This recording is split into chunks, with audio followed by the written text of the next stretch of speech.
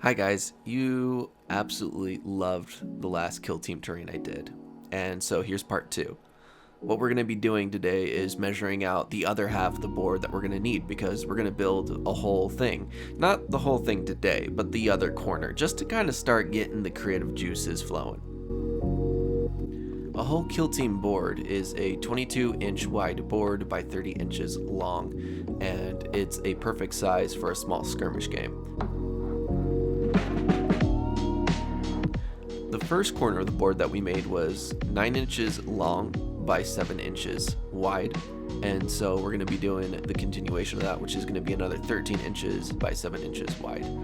It is also 5 inches off the table, so we got to account for that as well.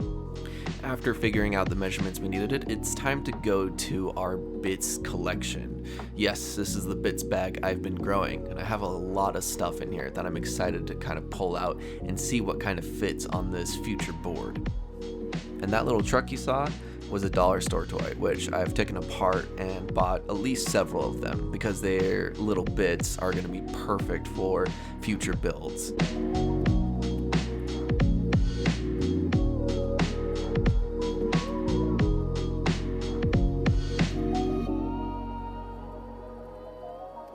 In our first video, we sketched out our idea because that way we could have a clear vision of what we were going for. In this one, I decided to be a little more free flow and work with the chaos.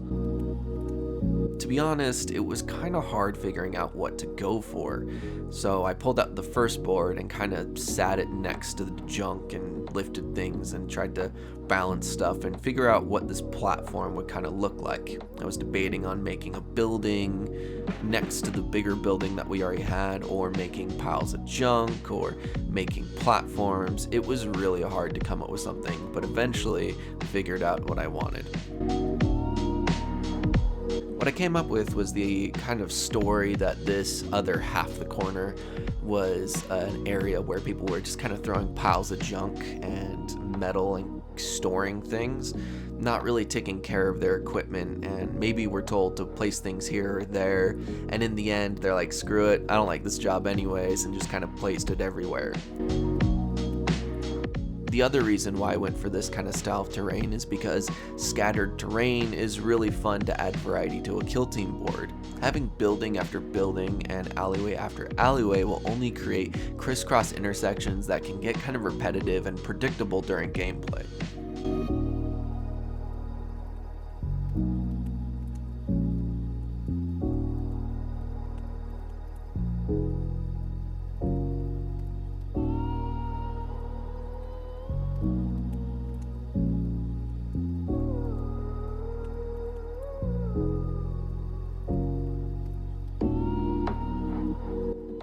I'm so grateful for these little plastic pipes and this build because I got these kind of by accident. I was trying out a new brand of brush and they kind of came in these long plasticky pipes in different sizes protecting the different types of brushes.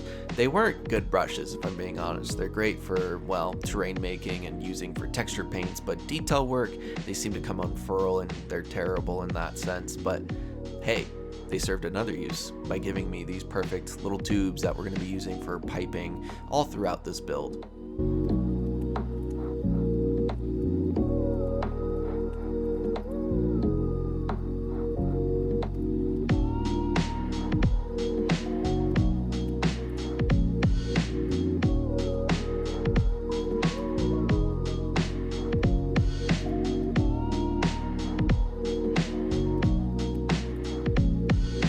Sprues! Keep your sprues.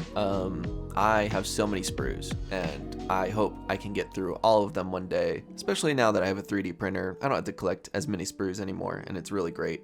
But sprues can be used for, well, little bars of metal, and we're going to use those in this kind of scatter terrain, kind of add some junk to it, make it look all scrapyard-like.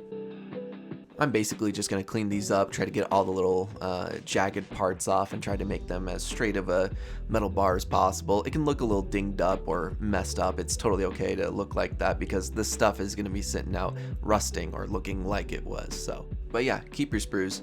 I like to use them in my basing builds as well. I have a dreadnought and an armiger and several other smaller models that are standing by or on top of sprue that I make it look like little bits or little rods of metal poking out like they're walking on a broken building. If you want to see pictures like that, go ahead and check out our Instagram at the Box Knot. All right, enough showing off. There is a part of the build that I forgot to film, and the other part I didn't really get good shots of, but we added a couple more bits to this thing. I added a small little chain, which you'll see later in the build, and a piece of like one of those construction site like machine shovel things. You'll see it in the build, and other kind of type of little bits just to really bring it to life. And so I apologize not catching that. I don't know why it didn't work, but won't be the first time I lose footage, and it won't be the last time.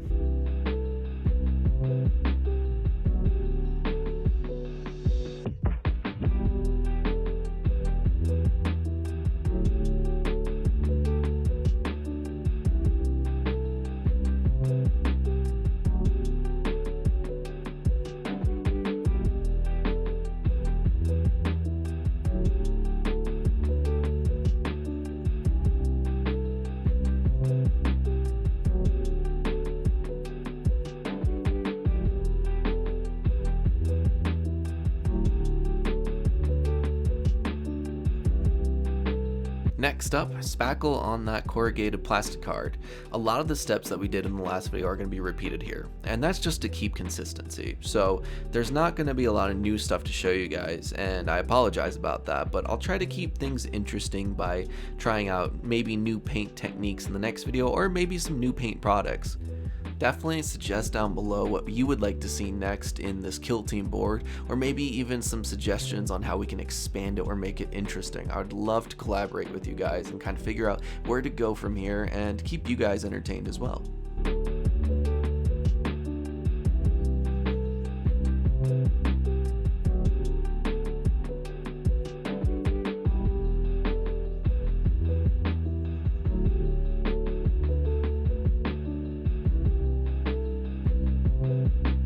I finally bought this little hand buildrit thing that you can get for your hobbying. I'm sure everyone's seen one, but gosh, I wish I got one a year ago. For a year, I've been drilling things by hand with X-Acto knife, and that's dangerous, and I've definitely stabbed myself a couple of times by doing that and damaged my table and all sorts of stuff. So yeah, it's worth just buying one of them. They're 20 bucks, and like it comes with different sizes, and it has a little storing space inside of itself, and it has a little ball bearing thing at the top that helps things spin. It's just wonderful. Just get one. This one's specifically from Army Builder, and it just made making these little holes for the railing just super easy. Next, we're going in with those little wood skewer things. In fact, they're not skewer things. I don't know what they are. I had a Redditor ask what they were, and that's what I referred them to, but they really are just these little wooden popsicle cylinder sticks I found in the crafting section at Walmart, and they work perfectly. They're the perfect size for 28mm models, and I don't know where else I'd be able to find them if I'm being honest.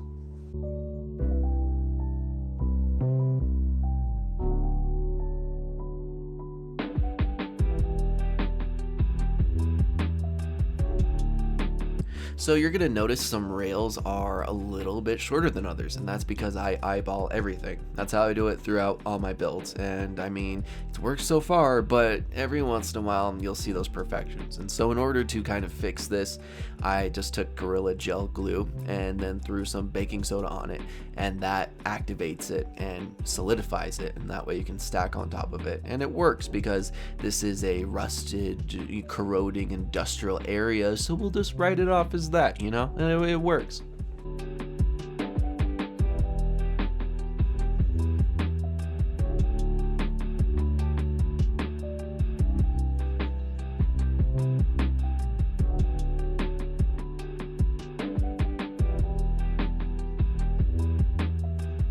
So about halfway through this build, I felt like even though I had the idea of where I was going to be putting the junk and kind of what else I was going to be laying out on this platform, I kind of felt like there was something missing. Like I was like, how else do I fill this area but not overfill it, but also make it feel natural? And then it hit me. I was like, oh, I need a little like sewer grate. So I just took a basic little blank base that I had lying around that had these kind of ridge edges and threw some lines down. And on the crisscross of those lines, I decided to drill a couple holes in just to create a pattern. And it worked. It worked out really well. So it's a little crooked. If you were to look at it dead on from the top, you would see how imperfect those holes are and the directions that they're going, but it still works. Like it kind of just adds a little bit of character to the floor.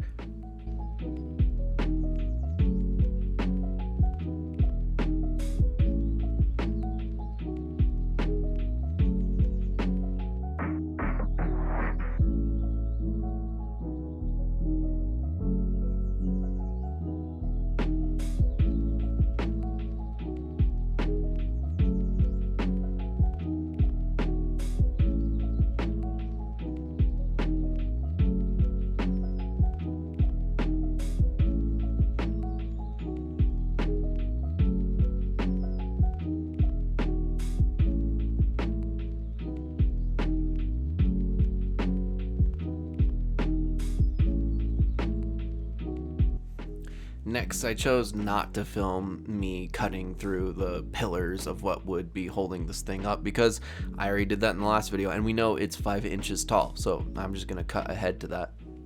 And I'm running out of pipes, or I was running out of pipes. One of my friends actually stopped on by and dropped off a packaging tube, so that's freaking awesome, and we are resupplied and ready for the future builds. But in this video I was running low and I was using what I had left, and so I found another cotton candy tube lying around, and that's what became the middle of this whole platform. And since the middle tube was a little, I don't know, different from the other two smaller ones, I decided I was going to turn it into a big rusty metal pipe. And I actually ended up liking that idea later a lot.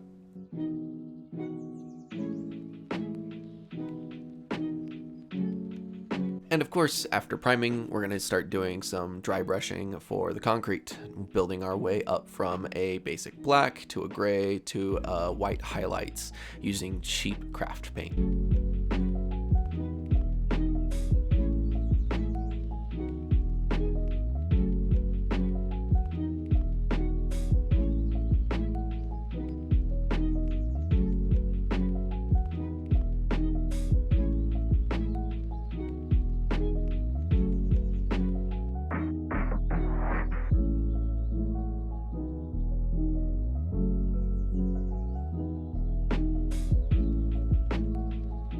Now for a lot of this build, I used a lot of kind of gunmetal metallics like Citadel's Iron Warriors and Game Colors gunmetal, kind of a 50-50 mix. The only issue throughout the whole filming of this is I didn't realize that gunmetal is kind of hard to pick up, at least with my camera or my lighting setup for whatever reason. So it's gonna look a little boring for the next little bits, but trust me, I'm painting on this stuff. It really is there.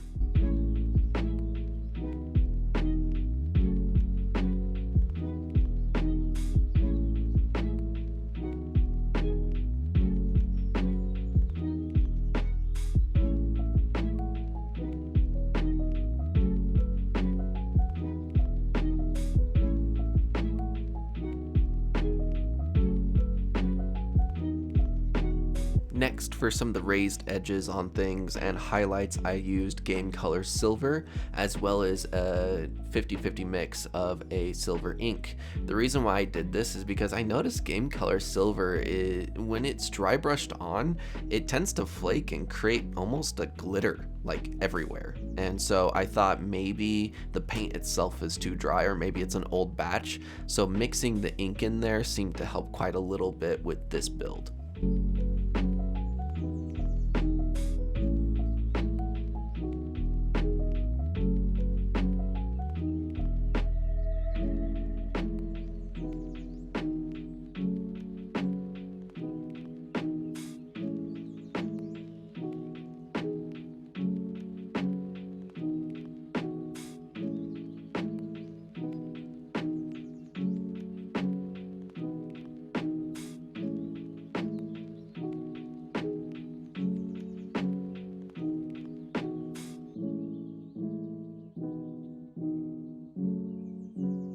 For the majority of the pipes in this build, we are using a rich espresso metallic by Folk Art, and it is another cheap craft paint, and you can definitely tell because it's very streaky. I also tried to change up the color of that kind of rich espresso brown into more of a bronzy type by adding red ink and yellow ink by Amsterdam, and it seemed to work fairly well.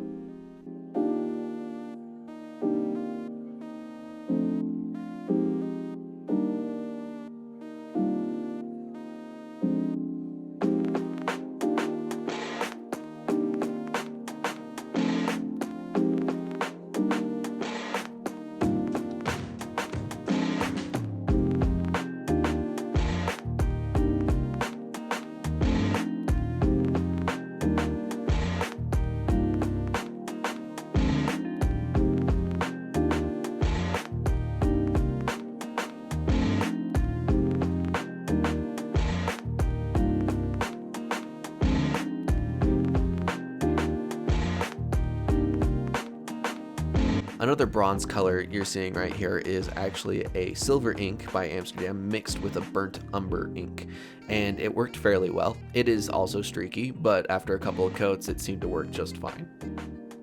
I'm wondering if the streakiness is due to the fact that they are inks, and that's probably why.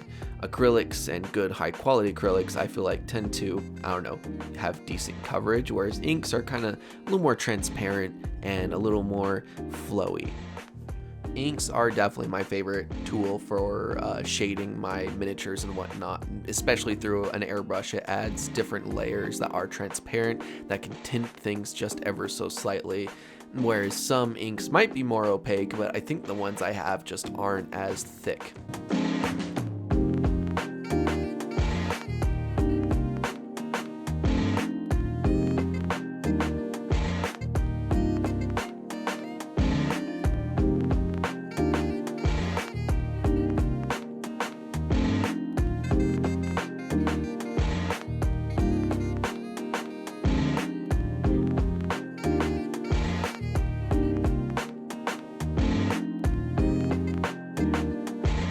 And that silver you're seeing right there is that game color silver. It's actually a really good silver. I really like it. Even though it is a little flaky, it has this kind of bluish quality to it that really makes it pop, and I don't know, it's something about it is really, really nice.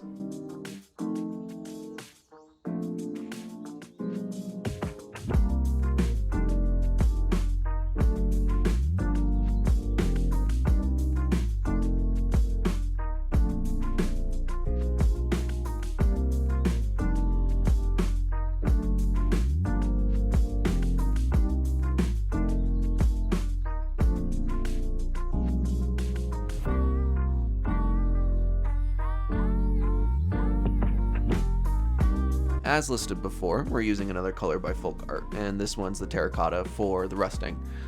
And I'm just kind of nonchalantly placing this anywhere, kind of dry brushing, kind of not, you know, pretty loose, pretty loosey-goosey. You can be pretty messy with this part.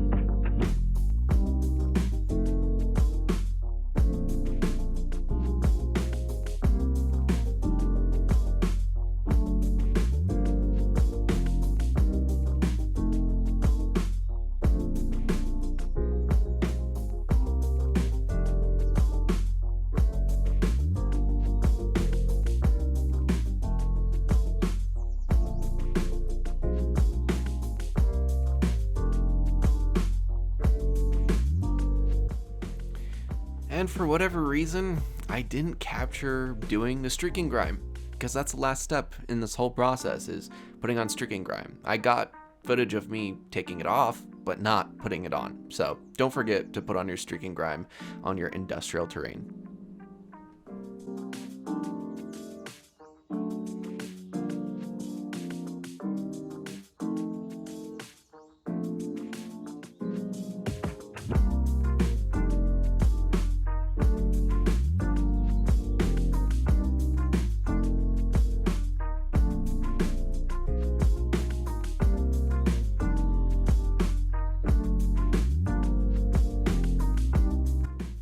And with that, we're at the end of this simple build. Let's look at those glam shots.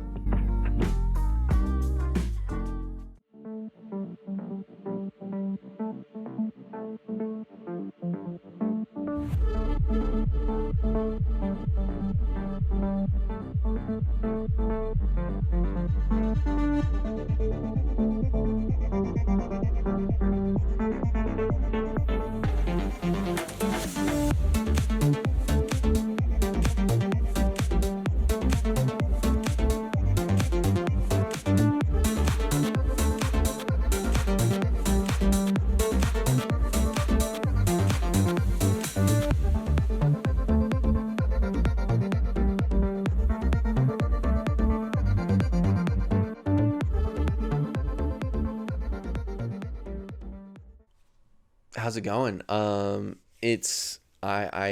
I was afraid I wasn't going to be able to get this up within the first month of the year because I got sick. So that was great. And also along with getting sick, I had like a schedule change, and my schedule change like threw me off. And of course, family wants to hang out even after the holidays. And it's just like all this stuff was being thrown at me. And I was like, I need to finish this video. And so I finally got done. And I'm excited to finally give you guys part 2 of this kill team board terrain. I didn't expect this project to kind of bloom into what it is, to be building a whole kill team board. And I'm deciding that video 3 is going to be just the other half.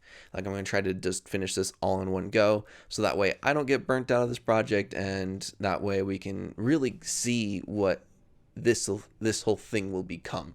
Like, I'm really excited. Plus, my dad, who I just got into kill team, wants to play a game, and I don't have a board, so we got to have the board finished by the time we need to play, and that's about 1 week. So we'll see if I get it done in 1 week. I probably won't. Thank you guys so much for watching. You guys are all awesome, especially the lot of you coming from Reddit. Like, I did not expect people at Reddit to be supporting this so much, and everyone in the Warhammer community has been super awesome and super supportive, and I thank you guys so much for enjoying the videos and liking and sharing with your friends and whatnot, and sharing around. It's been just super awesome, because we're at 180 subscribers, which I didn't even think 100 would be subscribed, let alone 180. And that means like maybe within the next 2-3 months we'll be at 200, which is super freaking awesome. So thank you guys so much. It means a lot. Be sure to comment down below what you would like to see next, because I'm always down for ideas and I'm always looking for new projects to build. Let me know what you like, what you didn't like, maybe what we should change up. As always, thank you for supporting me and Boxnot, and yeah, I will see you guys in the next video. Bye-bye.